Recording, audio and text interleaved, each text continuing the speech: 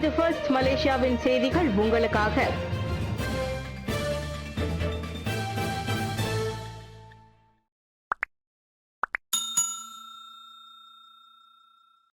காணொலி வாயிலாக மாமன்னரை சந்தித்தார் பிரதமர்.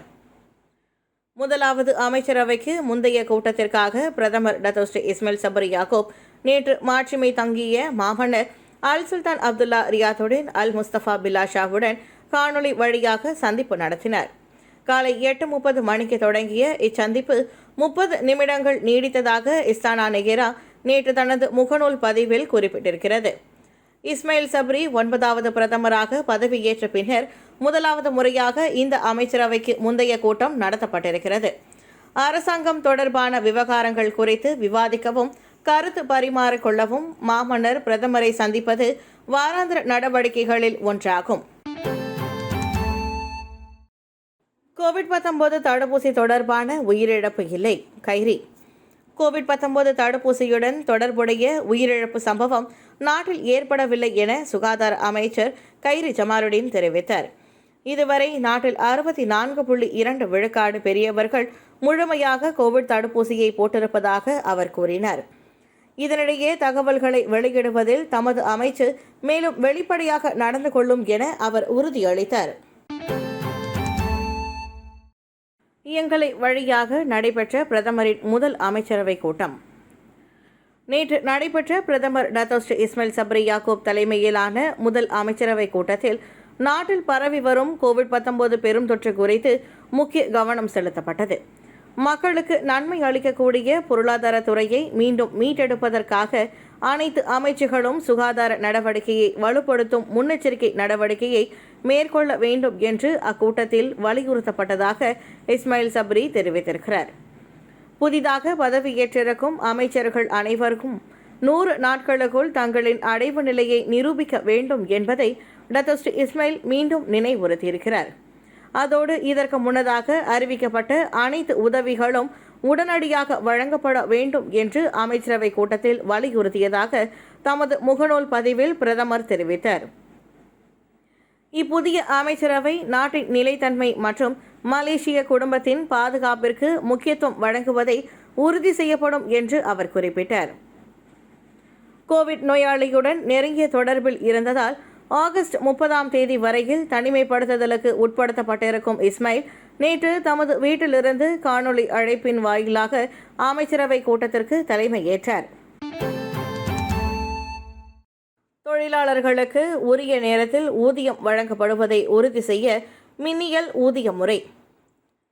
அண்மைய காலமாக நாட்டில் உள்ள உள்ளூர் மற்றும் அந்நிய தொழிலாளர்களுக்கு உரிய நேரத்தில் ஊதியம் வழங்கப்படுவதில்லை என்ற குற்றச்சாட்டு எழுந்து வருகிறது.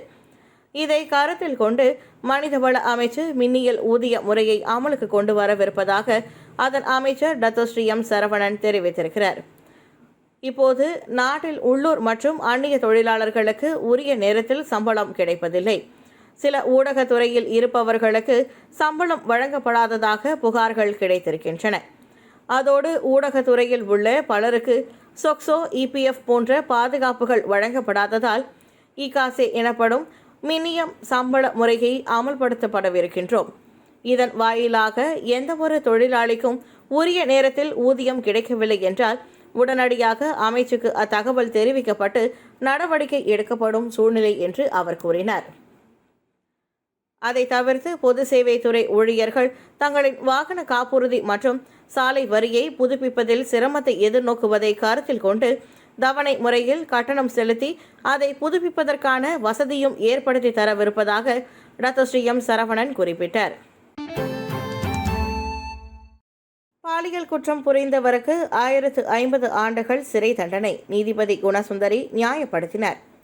பாலியல் குற்றம் புரிந்தவருக்கு 1050 ஆண்டுகள் சிறை தண்டனை விதித்த செஷன்ஸ் நீதிமன்ற நீதிபதி எம் குணசுந்தரி தற்காத்தார்.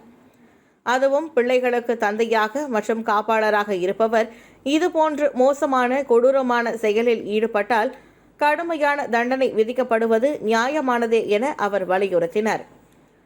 2018ஆம் ஆண்டு ஜனவரி 5ஆம் தேதி முதல் 2020ஆம் ஆண்டு பிப்ரவரி 24ஆம் தேதி வரை பெட்டலிங் ஜெயா சுங்கைவேயில் உள்ள தனது வீட்டில் 12 வயதுடைய வளர்ப்பு மகளை 105 முறை கற்பழித்த ஆடவருக்கு 1050 ஆண்டுகள் சிறை தண்டனை மற்றும் 24 பிரம்படி விதிப்பதாக நீதிபதி குணசுந்தரி தீர்ப்பு அளித்தார். தற்போது காஜாங் சிறையில் தண்டனை அனுபவித்து வரும் அந்த ஆடவர் குற்றச்சாட்டையும் தண்டனையும் ரத்து செய்ய வேண்டும் என மேல்முறையீடு செய்துள்ளார். குடும்ப உறுப்பினர்களின் கரங்களில் வயது குறைந்த பிள்ளைகள் பாதுகாப்பாக இல்லாவிட்டால் வேறு எங்குதான் பாதுகாப்பாக இருக்க முடியும் எனவும் குணசுந்தரி கேள்வி எழுப்பினார். குடும்ப உறுப்பினர்களே தங்களது பிள்ளைகளை கற்பழிக்கும் கொடூரங்கள் அண்மைய காலமாக அதிகரித்து வருவதால் கடினமான தண்டனையை தான் குற்றம் புரிபவர்களுக்கு பாடமாக இருக்க முடியும் என நீதிபதி குணசுந்தரி தெரிவித்தார். தேர்தல் நடத்தும் கோரிக்கைக்கு பெர்சே ஆதரவு. பொது தேர்தல் நடத்த வேண்டும் என நாடாளுமன்ற உறுப்பினர் ஒருவர் விடுத்துள்ள கோரிக்கைக்கு பெர்சே 2.0 தனது ஆதரவை தெரிவித்துள்ளது. தொடர்ச்சியாக கட்சி மாறுவோரினால் 3 ஆண்டுகளில் 2 அரசாங்கம் கவிழ்ந்துவிட்டது. கட்சி தாவலினால் ஆட்சி கவிழும் போது மக்களும் வாக்காளர்களும் பார்வையாளர்களாக மட்டுமே இருக்க முடிகிறது என தேர்தல் சீரமைப்புக்கான பெர்சே 2.0 கோரிக்கை விடுத்துள்ளது. கட்சி தாவலுக்கு எதிரான சட்டம் பாஸ் டிஏபி ஒரே நிலையை கொண்டுள்ளன.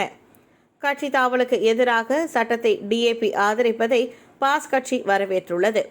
இந்த விவகாரத்தில் டிஏபியும் பாஸ் கட்சியும் ஒரே நிலையை கொண்டிருப்பதாக பாஸ் கட்சியின் தகவல் பிரிவு தலைவர் கமாருல் ஜமான் தெரிவித்தார். இந்த விவகாரத்தில் டிஏபியின் நிலைப்பாட்டை பாஸ் வரவேற்பதாக அவர் தெரிவித்தார். கட்சி தாவலுக்கு எதிரான சட்டம் நிறைவேற்றப்படுவதற்கு நாடாளுமன்றத்தில் 3/2 பெரும்பான்மை ஆதரவு தேவையாகும்.